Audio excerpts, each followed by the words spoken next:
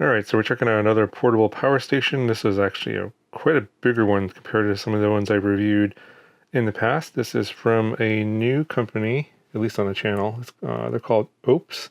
So this is an 1100 watt power station with 992 watt hours of capacity, or about 31 amp hours of capacity. And as you can see here on the box, the chemistry of the batteries are lithium iron phosphate. So those have basically, they're more stable, they have more cycles, so the batteries will last a lot longer. So I think this, if you're wondering how this compares to some other power stations with this lithium ion batteries, this one should be, like in terms of like battery fires, that kind of things, it should be more stable, safer, and the batteries do last a lot longer. So in the box you get your manuals. I got some, actually some manuals here for some solar panels. So they sent a couple of folding 100 watt solar panels. I'll show you that a little bit later in the video and how that works in terms of charging up this power station. So you get manual, you get some warranty cards, etc. I believe it's a 2-year warranty on the power station. You get an AC brick here for charging it, charging up the power station inside your house with the AC cord, and then you get a 12 volt car adapter, and they both have these 7909 plugs on the end for the power station. In terms of the specs for the charger, it's a 24 volt 8.33 amp charger, up to 199 watts. All right, so just taking a quick look at the power station. Typical setup here, you got a handle up top, all your plugs in the front. We'll obviously go over this in detail.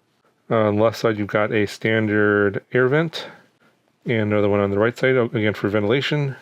Okay, so on the back here, you got your standard LED light. Usually this is on the front, it's kind of like a little circle. This is like a giant bar. So obviously you can use it for SOS or just general lighting. Turn it on. Press it again to increase your brightness. Press it again for the SOS mode. Okay, so taking a look at the front here, press the power button to turn the power station on. And then we can see our stats here. Basically shows you how many hours, estimated hours it'll last in terms of battery power available. And it shows you your percentage here. You got a little blue sort of dial here, shows you your battery gauge, and then you have a percentage. And then you have your output power in watts and input power in watts. Pretty standard setup here. So if you turn on a section here, this is like the USB section, you'll see that you get an indicator here for the DC section being turned on. And also here USB A and C. If you want to turn on the AC, press this button here. You hear the AC turning on here. And I believe the fan will kick on and then it turns on at a certain temperature. And you can see a little indicator here on the screen when the fan's actually going, the little fan icon shows up, and then when it turns off it goes away. So this is your input port, the 7909. So that's going to be for your solar panels, car charger, and the AC charger. And that uses a 7909 plug. The 3 AC outlets here are obviously 110 volts AC, and they're all pure sine wave inverters, up to 1100 watts, and I believe it'll peak out at 1500 watts. So over here you got your cigarette lighter, 12 volt plug here. You got a couple of 5521 plugs that output 12 volts and 10 amps. You have USB-C power delivery, 60 watts and 18 watts for 2 USB-C ports, and then you have a couple of USB-A ports here. They're quick charge 3.0. So there's some additional information here that I want to pull out of the manual just to highlight, and one of the things was on the charging input power here. It does go up to 300 watts, and if you use the AC charger, if you're charging at your house, they're saying about 7.5 hours to charge from 0 to full. And then if you're using your car adapter, that depends on the wattage of your cigarette lighter port on your car. It could vary. It could be as low as 8 hours. It might be longer. It depends on if your car has a weaker power output system. And then input power, obviously, on solar panels is going to totally depend on what kind of solar panels you're using and the amount of sunlight you got.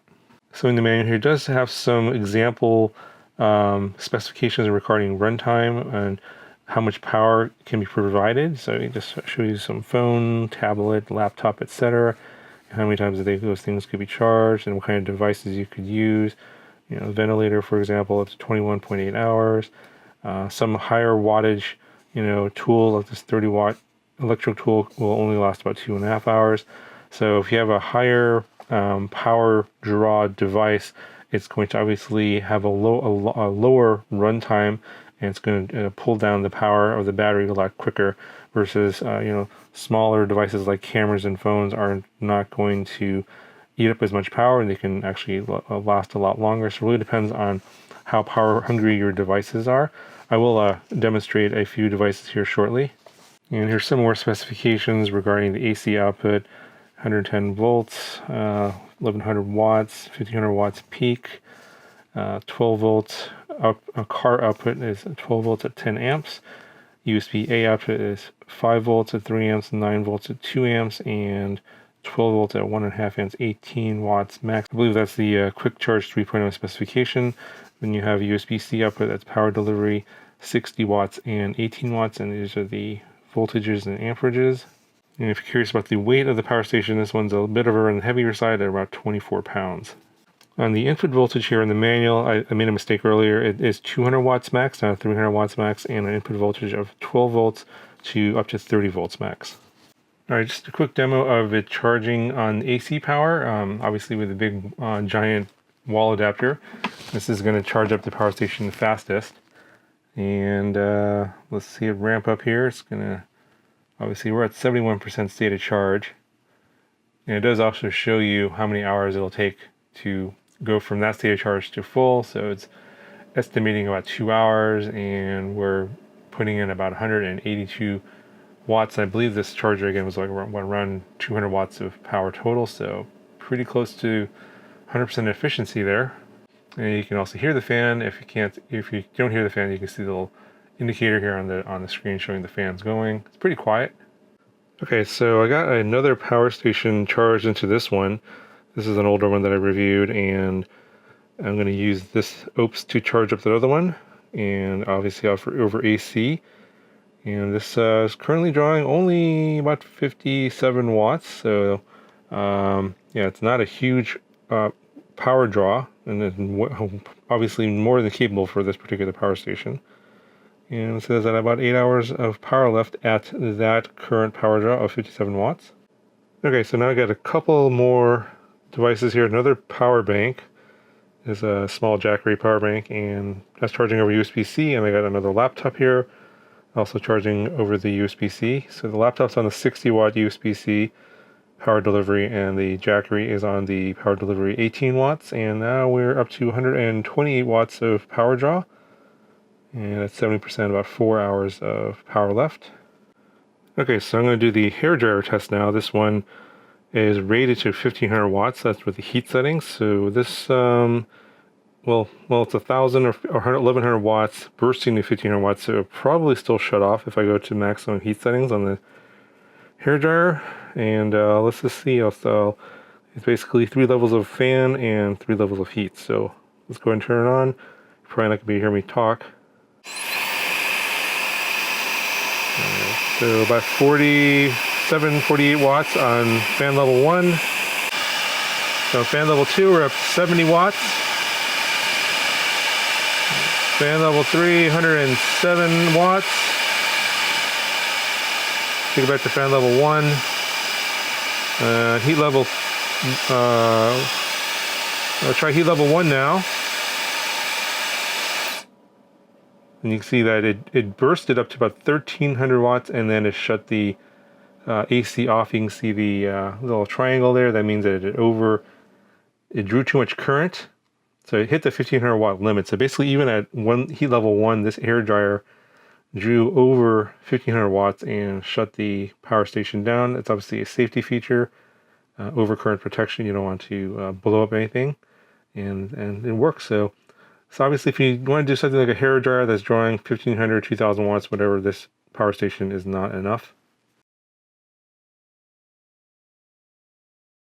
All right, so I got a pretty sunny day, clear skies, and I got one panel. Actually, I got both panels totally exposed in the sun, but they're flat on the ground. So I'm just gonna hook up one, and it's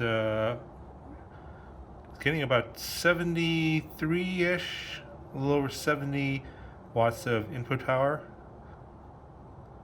Alright, so now I've got both panels connected with the Y cable harness, and about 15 watts of power, both fully in the sun, but they are flat on the ground. Alright, so I've got one angled a little bit and the other one flat on the ground. And now we're up to about 136 watts. Okay, so I got both of the panels angled up, but it's not really exactly the best angle for the sun. I think it's a little bit off. And yeah, now we're only at 107 watts of input power. So I think having that first one sort of flat on the ground is going to be better.